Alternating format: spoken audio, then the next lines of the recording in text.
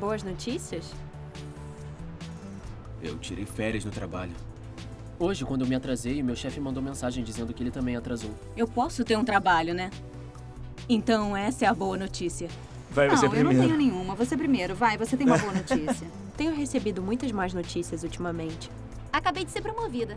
Eu sou a gerente agora! Amigo se casando. Meu irmão vai entrar pra universidade. Eu falo alto, então eu vou gritar pra todo mundo. Facebook, Twitter. Mas eu não compartilho a notícia, a não ser que perguntem. Ai, meu Deus, adivinha! Sabe? Assim. Eu mando mensagem pra todo mundo que eu conheço na minha vida. Com meus amigos, é normalmente comida. Para as Pra pessoas todos poderem saberem. comemorar com você, né? É.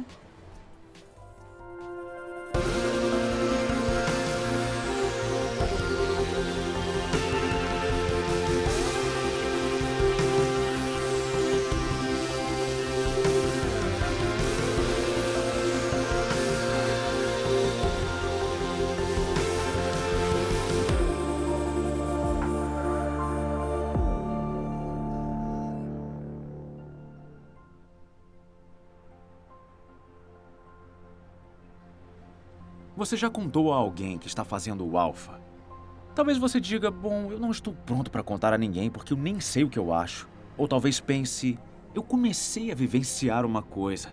Mas supondo que alguém pergunte a você sobre isso, o que você diria? Como você explicaria? E por que você ia querer contar? Às vezes eu até reluto nisso. Acho difícil contar às pessoas que eu vou à igreja. E às vezes acho constrangedor falar sobre minha fé. E eu não sei por quê. Acho que me preocupo que as pessoas me achem um pouco esquisito ou alguma coisa assim. Às vezes as pessoas se descontrolam quando falam sobre uma coisa em que acredita. Mas a questão é, eu sei no meu coração no que eu creio. Então, por que tenho tanto medo? Por que às vezes é tão difícil contar para os outros? Eu me lembro que, antes de ser cristão, eu costumava ficar muito irritado com os cristãos que eu encontrava e que queriam me falar sobre a fé deles. Como se estivessem tentando me converter. Eu era ateu. Eu não tentava converter ninguém ao ateísmo. Não conseguia entender porque simplesmente não guardavam aquilo para eles. Às vezes as pessoas dizem, a fé não é um assunto íntimo.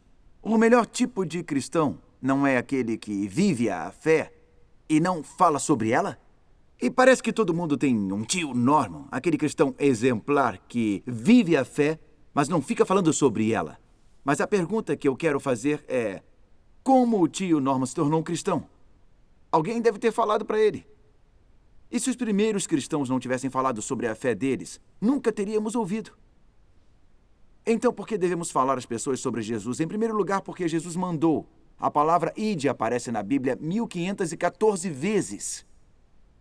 Jesus estava constantemente dizendo aos discípulos, ide e dizei, ide e convidai, ide e fazei discípulos. Ele disse, eu vim para que tenham vida e a tenham plenamente. Ide e contai ao povo as boas novas sobre mim. E tem a necessidade das outras pessoas por aí. É um ato de amor contar às pessoas esta maravilhosa notícia de que Jesus nos traz a paz, uma alegria profunda que enche nosso coração, traz significado e propósito às nossas vidas, traz o perdão e a vida eterna. Puxa, isto é maravilhoso. É que nem encontrar água no deserto, um oásis. Seria muito egoísmo ficar com a água e bebê-la sozinho e não contar para os seus amigos. Você iria querer contar para os seus amigos, olhe, achamos água. E é natural querer contar às pessoas. Encontramos Jesus. Além do mais, é uma ótima notícia. A palavra evangelho literalmente significa boa notícia. E quando você ouve uma boa notícia, quer contar aos outros, a boa notícia chega rápido. Eu acho que você ficou de ligar para as pessoas quando o Henry nasceu. Eu tinha te dado uma lista de todas as pessoas para quem você tinha que ligar. Eu acho que me deu uma lista de 10 pessoas, não foi? Provavelmente hoje postaria no Facebook. Isso foi antigamente, quando existia orelhão e você Moedas. tinha que pôr moedas de 10 Isso. e fazer ligações. Então era um pouco mais complicado. Eu saí para fazer as ligações e a primeira pessoa para quem eu liguei foi a mãe da Pipa. Liguei para ela e disse, boa notícia, tivemos um menino, ele pesa, sei lá, 5.700. 3,6 kg. Então foi isso. A segunda pessoa na lista era a minha mãe. Uhum. Então eu liguei para minha mãe, deu ocupado. Então eu pensei, bom, a pessoa seguinte era a irmã da Pipa. E ela disse: "Ah, eu já soube, você teve um menino. E o nome é Henry." E eu pensei, que estranho. E ela disse: "Minha mãe acabou de ligar." Aí passei para a seguinte e me disseram: "Ah, parabéns, eu soube que teve um menino." E eu continuei seguindo a lista e literalmente todos, alguém tinha ligado para alguém, então todas as ligações seguintes já tinham sabido. E aí quando finalmente consegui falar com minha mãe, ela disse que já tinha sabido pela mãe da Pipa. A mãe da Pipa tinha ligado para ela, por isso estava dando ocupado. Eu não precisei dizer à mãe da Pipa: "Você tem que contar às pessoas." Foi bem natural para ela. Boa notícia chega rápido. Quando você ouve uma boa notícia, você quer contar para as pessoas. E ela contou para as pessoas. Quando eu conheci Jesus, eu quis contar para as pessoas. A coisa mais natural, eu acho, é querer contar para as pessoas. Mas a minha forma de contar nem sempre foi a mais sensível. Eu lembro, logo depois de conhecer Jesus, que eu fui a uma festa e estava determinado a falar para a primeira pessoa que eu conhecesse, que encontrasse lá e que conhecesse sobre Jesus. E aconteceu que a primeira pessoa que conheci, que vi lá, foi a Pipa, que estava na pista de dança. Então eu pensei, ok, vou falar para ela de Jesus. E naquele tempo, naqueles meus 10 dias de cristão, eu tinha assistido a uma palestra sobre evangelizar. E dizia: se você quer falar para as pessoas de Jesus, a primeira coisa que você precisa fazer é deixar claro o fato de que a pessoa precisa de Jesus. Então eu pensei, ok, vou deixar claro o fato de que ela precisa de Jesus. Então eu fui direto para a pista de dança, eu não quis nem perder tempo com um quebra-gelo. Eu só disse: "Oi, Pipa, você está horrível. Você realmente precisa de Jesus." Aquilo foi insensível e eu acho, sabe, que se você agir assim, mais cedo ou mais tarde sairá machucado, e passei da insensibilidade ao medo. Fiquei com medo até de mencionar o nome de Jesus. Eu acho que durante grande parte da vida fiquei procurando formas de falar da fé de uma forma que não envolvesse nem insensibilidade e nem medo. Precisamos entender que falar aos outros sobre Jesus é uma coisa que surge naturalmente pelo nosso relacionamento com Deus, que a nossa motivação é basicamente o amor por Deus e o amor por outras pessoas. E uma forma de falar às pessoas sobre isso sem insensibilidade é através da nossa presença no mundo. Jesus disse: "Vocês são o sal da terra. Vocês são a luz do mundo. Assim brilhe a luz de vocês diante dos homens, para que vejam as suas boas obras e glorifiquem ao Pai de vocês que está nos céus." A minha irmã estava prestes a se casar, então foi fazer o curso de noivos na igreja e ela disse: "Júlia, olha, você quer ir comigo à igreja um domingo? Eu tenho que ir mesmo." E eu meio que relutei com a minha fé. Eu estava à procura de respostas, só que estava procurando por elas no lugar errado. Aí eu pensei, bom, quer saber, eu vou à igreja. E alguém orou por mim lá e eu meio que senti uma verdadeira paz, como se tivesse voltado para casa. E aconteceu que o Alfa ia começar na quarta seguinte. Então eu fui ao Alfa e não foi uma jornada rápida, mas uma sólida construção a cada semana. Uma reconstrução da minha fé, na verdade. E acho que tudo que eu sabia de Deus, para ser sincera, meio que foi da minha cabeça para o meu coração. Há alguns anos eu ouvi uma conversa sobre tráfico de pessoas e eu não sabia nada sobre isso. Não sabia que a compra e a venda de seres humanos realmente existia. E aí eu fiquei instantaneamente meio que horrorizada. Tipo, como eu não sabia, sendo uma garota instruída, como eu não sabia daquilo? E aí eu meio que disse para Deus: ok, como eu posso te servir nisso? Como eu posso fazer a diferença? A história é longa, mas acabei formando uma equipe e queríamos ser as mulheres mais rápidas a remar no Oceano Atlântico, a refazer a rota de comércio de escravos. E realmente tentar chamar a atenção, ser uma voz para tantas pessoas que não têm essa voz hoje. Participamos de uma regata entre 17 outras equipes. Éramos a única totalmente feminina e enfrentamos ondas de 15 metros de altura do tamanho de casas. Se eu soubesse o que estava por vir, acho que todas nós teríamos dado no pé. Ficamos extremamente mareadas, perdemos 1/3 da nossa comida. Tudo que podia dar errado, deu errado. Tudo que podia quebrar, quebrou. E só o esforço físico de remar 12 horas por dia, 2 horas sim, 2 horas não, já era muito difícil. Mas, na verdade, a batalha mental de 3.000 milhas era mais massacrante. E acho que se eu não tivesse uma causa pela qual remar, acho que teria desistido. Isso não é apenas, sabe, uma regata que eu fiz. É uma perfeita missão de vida com a qual me comprometi.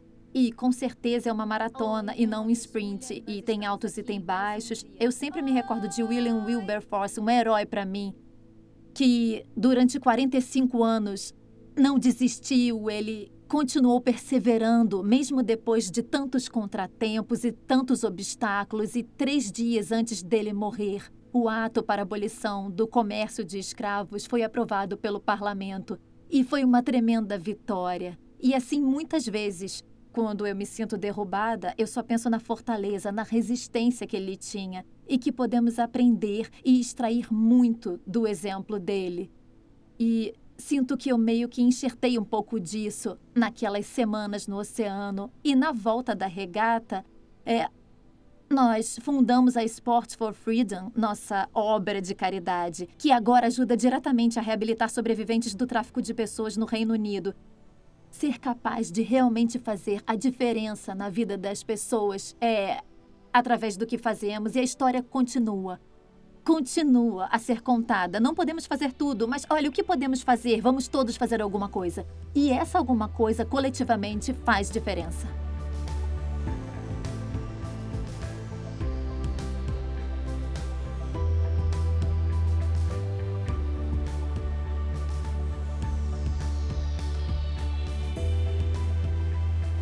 Nelson Mandela disse: não são os reis e generais que fazem a história, mas as massas populares. Jesus nos conclama a ter uma influência bem abrangente e, para fazer isso, precisamos estar inseridos no mundo e não excluídos dele. Jesus disse que devemos ser feitos o sal e a luz. Hoje em dia, é claro, o sal dá sabor. Mas no mundo antigo, ele era um conservante, impedia que a carne apodrecesse. E como cristãos, somos conclamados a evitar que a sociedade apodreça. Jesus disse: vocês são a luz. Somos a luz no mundo, através das nossas boas obras, tudo aquilo que fazemos, como combater a fome, a falta de abrigo, a pobreza e a injustiça no mundo. Martin Luther King disse: a escuridão não pode expulsar a escuridão, só a luz pode fazer isso. O ódio não pode expulsar o ódio, só o amor pode fazer isso. E somos chamados a estar presentes no trabalho, na nossa comunidade, sendo sal e luz, praticando pequenos gestos de bondade com os outros. Nossa forma de viver fala por si. Meu nome é Hugo Mone, eu sou um ex-jogador de rugby e eu jogava num time chamado Harlequins em Londres. Eu joguei pela Inglaterra nos Leões Britânicos e Irlandeses. E hoje eu sou um comentarista, então eu deixei de jogar rugby para falar sobre ele, que é ótimo, seja por socializar, fazer novas amizades ou entrar num trabalho novo. Eu me tornei um jogador de rugby profissional e eu penso que eu me achava importante demais para ir à igreja. Não era uma grande prioridade na minha vida, eu sempre deixava para depois, meio que me envaideci e outras coisas assumiram o papel de Deus na minha vida, entendeu? E foi mais ou menos assim que foi para mim. Mas aí quando eu fui pro rugby, isso mudou um pouquinho. Se tornou mais um ponto focal assim que eu comecei a me situar um pouco. É engraçado, antes de cada jogo as pessoas chamam de rituais, alguns caras calçam a meia direita primeiro ou saem do vestiário por último, mas para mim, no rugby, a única coisa que eu sempre tinha que fazer era pegar no telefone e fazer uma oração antes de ir para o campo. Para mim, aquele momento era mais importante do que qualquer treino que eu tivesse feito. Tínhamos um jogo difícil contra o London Wasps, eles são um grande rival, jogo difícil para nós. E eu escrevi uma mensagem na camiseta de baixo. Eu marquei um dos meus melhores tries que já marquei pelos Harlequins. E eu marquei aquele try e levantei a camisa de cima para mostrar a mensagem que dizia: obrigado, Jesus. Ninguém viu a mensagem, a não ser as pessoas que estavam na minha frente no público. Nenhum dos meus colegas de time viu. Quando chegou na terça, quarta, algumas fotos foram publicadas pela imprensa e saíram na internet. Aí alguns vieram falar comigo: Hugo, o que foi aquilo, irmão? Eles não entenderam. Alguns ficaram um pouco preocupados, tipo, tá tudo bem na sua vida? Assim, por que precisa de Jesus, sabe? O que isso quer dizer? Você faz parte de uma seita agora? E faziam todo esse tipo de perguntas estranhas, mas eu fiquei muito feliz por aquilo ter se tornado um tema, e foi muito legal. E eu pude começar a falar para eles sobre as razões de ter feito aquilo e o que eu senti. E pra mim, essa tem sido a minha boa nova. E eu quero que o mundo saiba disso. Pra mim, é só ter conversas. Não é sair forçando a barra, mas só contando às pessoas sobre as boas novas. Eu amo ir à igreja, amo meu Deus porque é isso que ele tem feito por mim. Se quiser fazer parte disso, e por aí vai. Mas é só você ter uma conversa franca. Se as pessoas conseguirem confiar e ver autenticidade em você, podem querer ter isso também. E hoje eu comento. Eu falo sobre o rugby. E quando eu faço meus comentários, a única coisa que eu sei é que eu tenho que me empolgar com o jogo, porque eu tô me dirigindo a pessoas em casa. E se eu não me empolgar com o rugby, como eu posso esperar que as pessoas em casa se empolguem?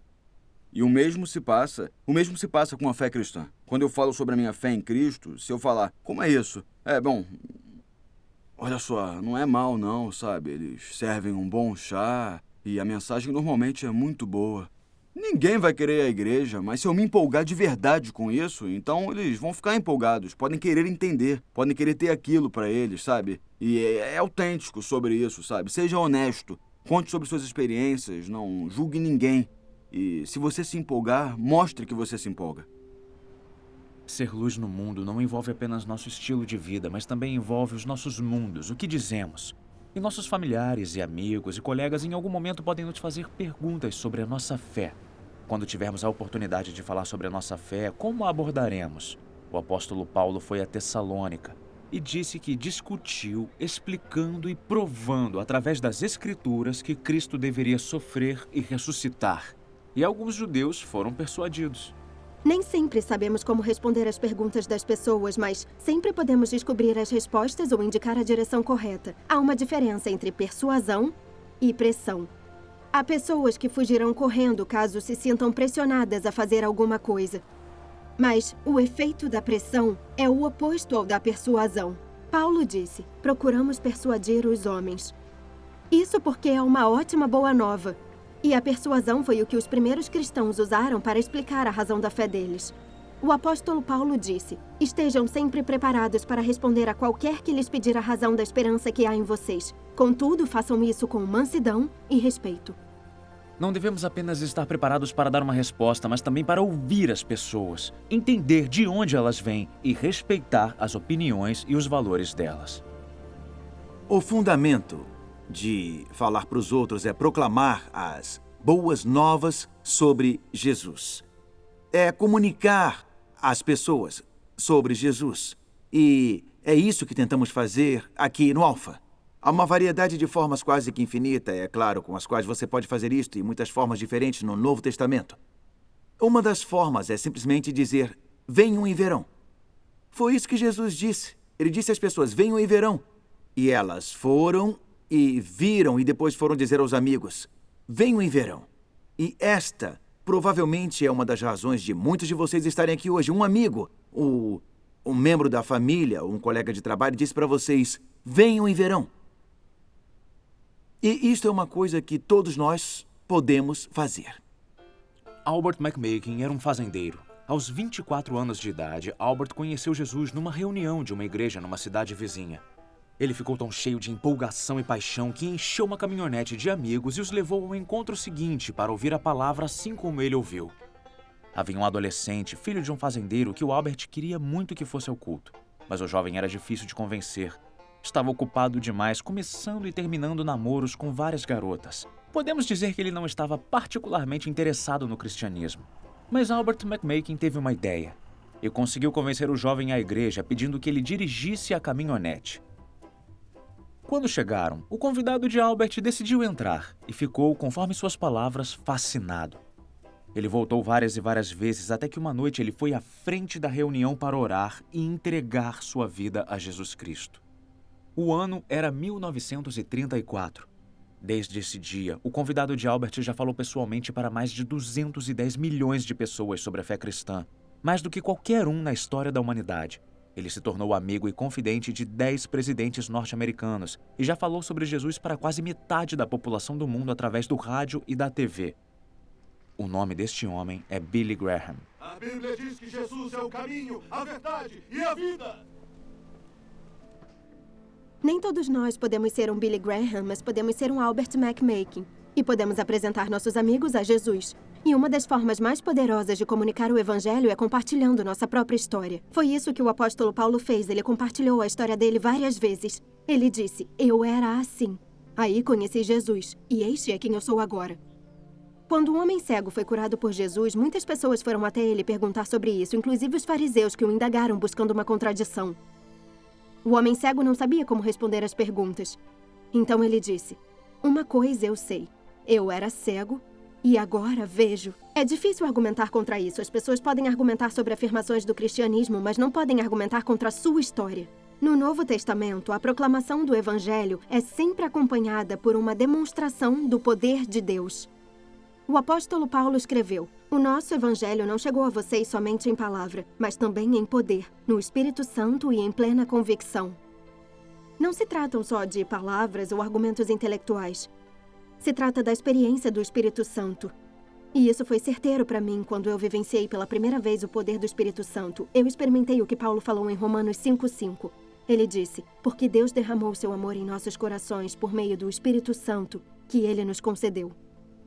No fim das contas, não podemos mudar o coração das pessoas, só Deus pode. Então a oração é essencial quando se trata de falar para os outros. São Paulo, em sua carta aos Romanos, escreve: "O desejo do meu coração e a minha oração a Deus é que eles sejam salvos." E muitas pessoas descobrem quando se convertem ao cristianismo que alguém esteve orando por elas, talvez um membro da família, um padrinho ou então um amigo. Então a melhor coisa que você pode fazer é orar pela sua família, pelos seus amigos e colegas e não desistir.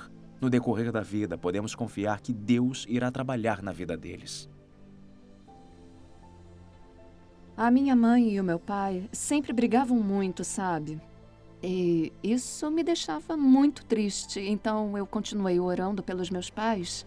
E eu lembro que em um momento eu perguntei a Deus: "Por que está demorando tanto?" Aí eu entrei para o grupo de oração do trabalho e um dos colegas me perguntou se eu teria interesse em ajudar a organizar um grupo alfa. E eu nunca tinha ido a um grupo alfa. E muitos membros do grupo foram lá ajudar, e um deles foi o Nick. Eu convidei a minha mãe e orei para que ela fosse, e ela foi. E foi incrível. Ela realmente foi transformada. Na verdade, vendo quem ela era e quem ela é hoje, notamos uma tremenda mudança. Também convidamos o meu primo para ir. Só que ele não aceitou na primeira vez. Ele disse: "Ah, não, essa coisa de religião não é para mim." Mas aí nós oramos juntos, não é? Eu e a minha mãe oramos por ele. E na manhã seguinte, eu não sei como, mas ele decidiu ir. Ficamos tão empolgados. E naquela noite, ele se converteu a Jesus. Ele realmente era do tipo relutante. E hoje ele é do tipo... não conseguimos nos livrar dele. E agora ele tá sempre lá, né? Então é uma história realmente incrível. E depois do meu primo, nós convidamos o meu padrinho. E ele mesmo quis aceitar Jesus como Salvador, não foi? Naquele dia. Mas naquela temporada do Alfa, o meu pai se recusou a ir. Depois, eu convidei ele para uma reuniãozinha do Alfa e eu disse a ele que eu iria pregar. E aí eu perguntei: "Você pode ir me ver?" E ele disse: Tá, eu vou." Só que quando ele foi, ele realmente adorou. Ele adorou o ambiente, adorou as pessoas que nunca forçaram ele a nada. Mas aí eu convidei ele para outra temporada do Alfa e ele foi. E eu acho que foi uma experiência muito boa para ele. E depois ele não parou mais de ir ao Alfa, não é? E de compartilhar essa boa notícia com os outros. Ele entrou no curso seguinte como auxiliar, depois começou a liderar.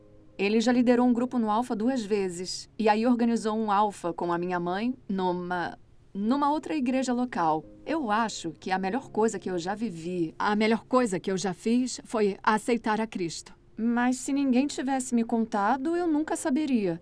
E é exatamente por isso que eu acho tão importante contar para os outros. Porque assim a gente também dá uma oportunidade para as outras pessoas escolherem.